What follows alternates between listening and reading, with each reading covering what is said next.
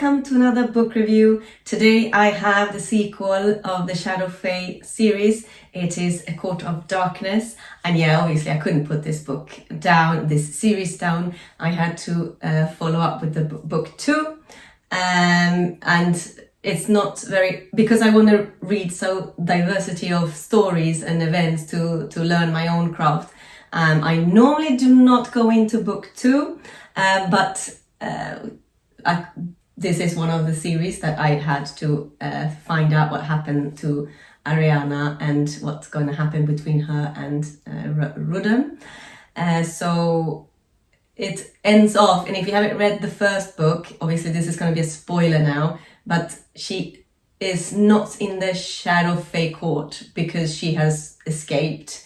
But obviously Rudden knows where she is and comes to get her when he thinks that she has rested enough, and brings her back because she needs to become a Shadow Fae knight or be executed, and that is the terms. I did felt when I read it that it was a bit drastic to pull her in on these terms, but you will learn as you read that there is a reason why this decision was made, and you learn more background to the mystery events that has happened between Rudden and the Grand Master of the Shadow Court, and there will be a battle between them, and there will be a reason why Rudden has a power hold.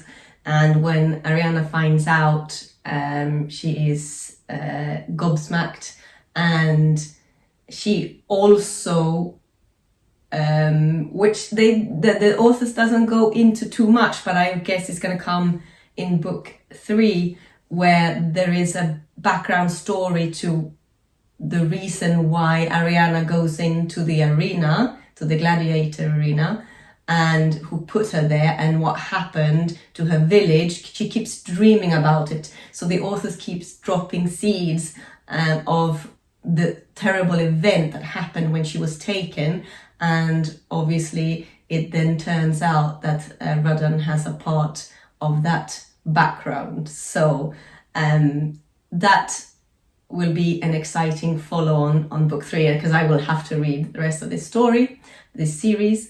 And again, this book does not disappoint when it comes to the suspense, the plot, the having to read more, the page turner quality of it, the sarcasm and the banter between Ariana and Rudden is very much alive still. And if you are a romantic like you know I am, if you've listened to my book reviews, there is an element of that they're drawn to each other, but it's not accepted because they can't have a mate when they live in the court where they are a shadow knight. So Rudden is keeping his distance, but it feels like he doesn't want to keep his distance, and there's happenings which maybe crosses a line, but then it's pulled back. So that tension that you just want them to get together is fantastically written as well.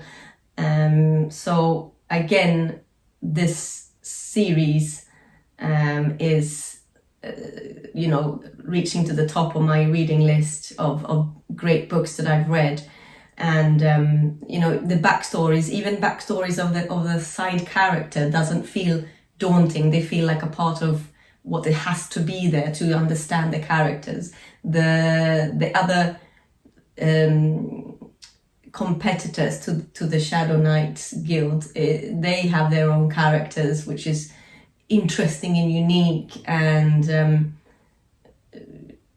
it all combines into a really, really well knitted and threaded up story. So highly recommended read, really enjoyable if you're that sort of person that likes reading about the action and the seriousness, but in a way as well that the character can look at it from a humorous point of view and not feel too full up with herself, and the suspense, and that she doesn't do, the authors don't do cliffhangers, but it is enough finish and enough, more things that you want to find out will happen in the next book, that it keeps you turning those pages. So really well done. I really enjoyed reading this book, and I did it quicker than normal, considering my busy schedule. And so if you have read this book or any other book that you would like to make a comment, please do so in the comment section below.